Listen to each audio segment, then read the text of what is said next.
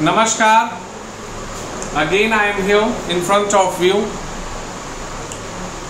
for having the discussion over the chapter number 3, motion of the earth, class 6, and today is my third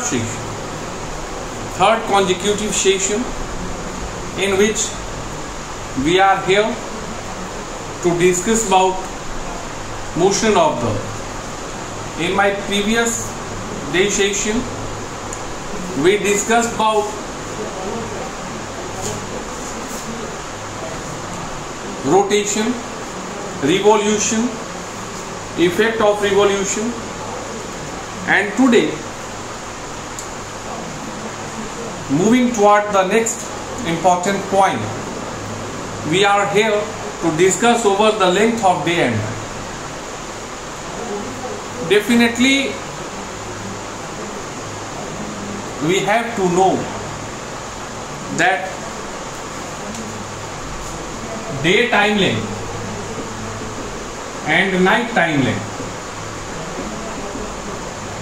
Day time length is greater with respect to night time length in the summer session, and the night time length is greater with respect to day time length in winter season. And now if myself or any teacher will tell it to you that according to the season the time length varies of day and night, then definitely it means if such kind of words like season and all is going to be used as a responsibility for increment in day time length or increment in night time length, it means the time length of day and night is completely based upon the revolution of earth, and revolution of earth is none other than completing one cycle moving around the sun. इस चीज को तुमको याद रख लेना। अब सवाल आता है कि भाई जब समर सेशन और विंटर सेशन, तो एक चीज हमेशा याद रखना, usually if equator is responsible for the division of earth into 2 equal hemisphere, अगर भूमध्य रेखा इक्वेटर लाइन पृथ्वी को 2 बराबर भागों में बांटने के लिए उत्तरदायी होती है, तो due to having an angle, एक चीज समझना है, मैंने तुमको क्या बताया था कि भाई ये पृथ्वी है जो टिल्ड है, यह सेंटर है, और यहाँ से यहाँ का कोण कितना है, 23.5 डिग्री है। इसका मतलब क्या हुआ, अगर यहाँ से यहाँ 23.5 डिग्री है, इसका मतलब यहाँ से यहाँ जो है 66.5 डिग्री है कि नहीं। यह जो मूवमेंट होता है, यह जो पृथ्वी का झुकाव होता है, this one is the reason कि कभी नीचे वाला नजदीक हो गया सूर्य के और कभी ऊपर वाला नजदीक हो गया। मतलब अब देखो, अगर सूर्य इधर है, अगर सूर्य इधर है, इसका मतलब क्या है कि यह नजदीक हो गया, और यही चीज जब पृथ्वी घूमते घूमते इस डायरेक्शन पे आई कि सूर्य इधर है, तो अब क्या हो गया, अब जो है हम लोग क्या पा रहे हैं कि ये नजदीक है।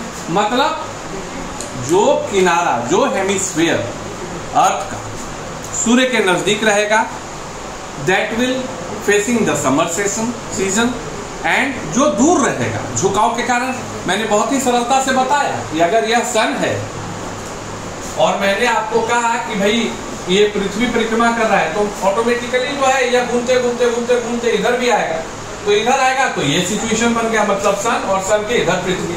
मतलब अभी क्या है, पहला सिचुएशन जब सन यहाँ है, पृथ्वी इस डायरेक्शन में, और दूसरा सिचुएशन में क्या है, सन के इस डायरेक्शन में पृथ्वी है। तो जो नजदीक है अभी इस डायरेक्शन के लिहाज से ये नजदीक है, और इस डायरेक्शन के लिहाज से निचला हेमिस्फीयर नजदीक है। तो जो सूर्य के नजदीक होगा, that hemisphere is having summer season, और जो दूर होगा that hemisphere is having winter season, and this one is the reason behind the climate change. Because one thing that should be very clear कि अगर यह सूर्य है और यह उसकी कक्षा है, तो तो कभी पृथ्वी यहाँ रहेगा तो अलग सीजन, यहाँ गया तो विंटर सीजन, यहाँ गया तो अलग सीजन, यहाँ गया तो समर सीजन। तो according to the movement of earth around the sun, the season will changes, the season will changes, and we know that for completing one revolution it takes 365 days approximate. It means usually we can say that there are 4 major types of season what we have to face, and important thing what you have to keep it in your mind that always if in the northern hemisphere summer season is present, it means in southern hemisphere winter season is present. And why it causes? It causes the tilt, inclination of the earth on its axis. जो अक्ष पर पृथ्वी का झुकाव होता है उसके कारण day time length और नाइट टाइम लेंथ में वेरिएशन होते रहता है. This one is the thing what you have to decide. अब now we have to discuss about winter in northern hemisphere and summer in southern hemisphere. On 22nd of December, कोई बोलने की बात नहीं भाई, हम भारतीय हैं, all of us are Indian. तो पता है कि 22 दिसंबर को हम लोग विंटर सीजन को फेस करते हैं. इसका मतलब हम लोग हैं कहाँ? India lies in the northern hemisphere. मतलब एक चीज क्लियर हो गया कि जो साउदर्न हेमिस्फीयर है उसमें गर्मी रहेगी. And due to that in northern hemisphere at 22 of December the night time length is greater with respect to daytime. This one is the thing.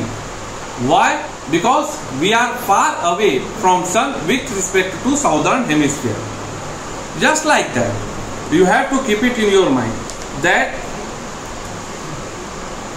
जब ये पृथ्वी से दूर है, मतलब ओवरऑल मैं बात कर रहा हूँ, ये विंटर सीजन हो गया क्योंकि सन यहाँ है और यह जो वलयाकार पथ है आप देखिएगा कि ऐसा नहीं है कि सन जो है बीचों बीच है. सन इधर है और ये पथ होता है. ठीक है, इस चीज को आपको याद रखना है. तो जब दूर है, सन से दूरी ज्यादा है, तो यह विंटर हो गया. इसका मतलब क्या हो गया? अपोजिट में क्या हो गया? समर हो गया. अपोजिट में क्या हो गया? समर सीजन हो गया.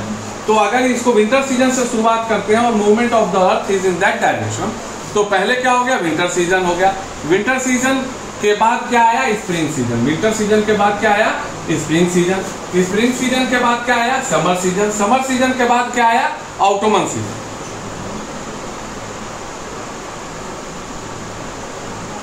ऑटोमन सीजन आया. These are the 4 main seasons what we have to rememberise. On 23rd of September, the sun shines vertically over the equator, causes equal day and night all over the earth once again. This time, the northern hemisphere has autumn, and while the southern hemisphere is having spring season. You have to. Now, according to this chapter, few important dates you have to remember.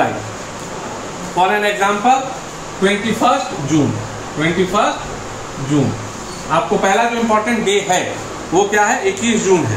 तो 21 जून के बारे में क्या कहा जाता है? The sun seems to stop for a day over the Tropic of Cancer before starting its journey toward southward. Therefore it is called summer solstice. इस चीज को याद रखना है कि अगर आपसे परीक्षा में पूछा जाए कि भाई समर सोलिस्टिस क्या है, तो आपको जवाब देना है कि on 21st of June the sun seems to stop for a day over the Tropic of Cancer before starting its journey southward. That's why it is known as summer solstice. पहला चीज. दूसरा, 22nd of December the sun is overhead at the another topic, the Tropic of Capricorn. अब उस दिन कब रहता? कहाँ पे रहता? वो Tropic of कैप्रिकॉर्न के ऊपर रहता है. Again it seems to stop for a day before it starts journey toward northward. अब ट्रॉपिक ऑफ कैप्रिकॉर्न पर है, मतलब अब नॉर्थवर्ड जर्नी को शुरुआत करेगा. And it is known as winter solstice. Like that equinox. Equinox means equal day and equal night, मतलब दिन और रात बराबर होता है. And it happens twice in a year. ये चीज आप आसानी से जानते हैं कि साल में 2 बार ऐसा समय आता है जब सुबह दिन और रात, डे एंड नाइट, वो 12-12 घंटे के बराबर होते हैं. And that situation, that position, that day is going to be considered under equinoxes. and the last one, second last one, 21st of March is the spring for vernal equinox, when there is spring in northern hemisphere, autumn. अब स्वाभाविक है कि अगर spring इधर है तो opposite में Ottoman होगा, और जब ऑटोमन इधर है तो अपोजिट में स्प्रिंग होगा. इस चीज को हम लोगों को याद रखना है. And 23rd of September is the autumnal equinox, when the northern hemisphere is having autumn and southern hemisphere is having spring. एक चीज याद रखो, विंटर अपोजिट में समर, स्प्रिंग अपोजिट में ऑटोमन, ऑटोमन अपोजिट में स्प्रिंग, समर अपोजिट में winter. This is the connection between summer and winter and Ottoman and spring season. This is the fundamental fact what was present in your textbook. I hope that I discussed each and everything, whatever is important for your point of view, what you have to know, what you have to understand, what you have to learn. Now after the completion of 3rd chapter, I am very hopeful. This one is the 3rd session, not 2nd session. This one is the 3rd session, hopefully. I am very hopeful that you understood the fact, whatever we discussed in the class. Now it's your turn, the student of class 6. You have to complete the notebook as well as you have to complete the question and answer. I am very hopeful that all of you purchased your book, all of you started your education, because in this pandemic condition we need not to worry at all, because it happens. जीवन में कभी कभी ऐसा पल आता है जब हमें प्राकृतिक आपदा से रूबरू होना पड़ता है, but we can't stop our movement. हम रुक नहीं सकते हैं.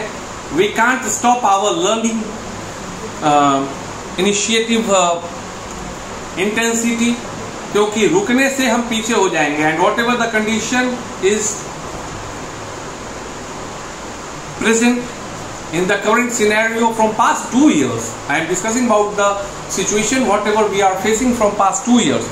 The situation is definitely going to be represented as a pandemic condition, so we need not to worry. We have to work hard, we have to focus on our goal, because अगर पीछे रह गए, if you will not understand that without having the offline classes we have to move toward with the help of online classes, तुम बहुत पीछे रह जाओगे. और जीवन में मध्यम वर्गीय तक के लिए मेरा मानना है कि education is the medium by which we can change our lifestyle.